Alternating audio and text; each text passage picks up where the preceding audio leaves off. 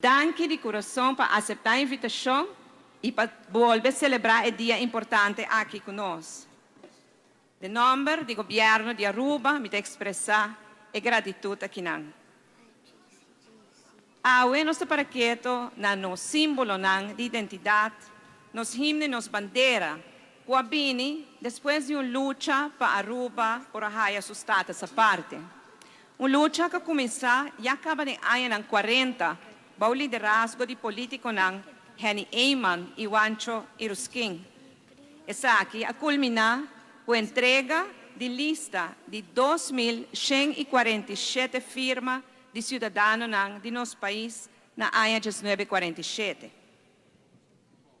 Em anos 70, a luta aguardou retomar para o líder político Betico Cruz. Ela realizou uma luta assim, para um estado essa parte, nota completo, sem seu símbolo de união.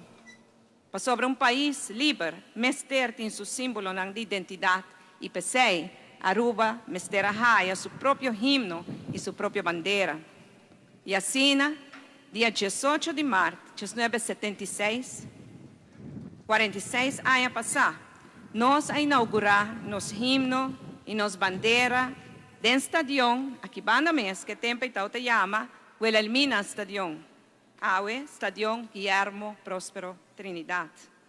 E um ano depois, dia 25 de março de 1977, em um referendo, o povo de Aruba escolhe para sua liberdade, que vai realizar dia 1 de janeiro de 1986. E Awe, o Dia Nacional aqui, nós estamos comemorando tudo isso aqui. E um aspecto crucial, dos aspectos mais cruciais da luta aqui, estava a união de nosso povo. A união traz o mesmo ideal e a mesma visão para Aruba. E danke na união Aruba a de surpassar todo reto e todo obstáculo que cruza de nosso caminho para nos poder lograr o desejo ferviente de nosso povo para nos tratar essa parte.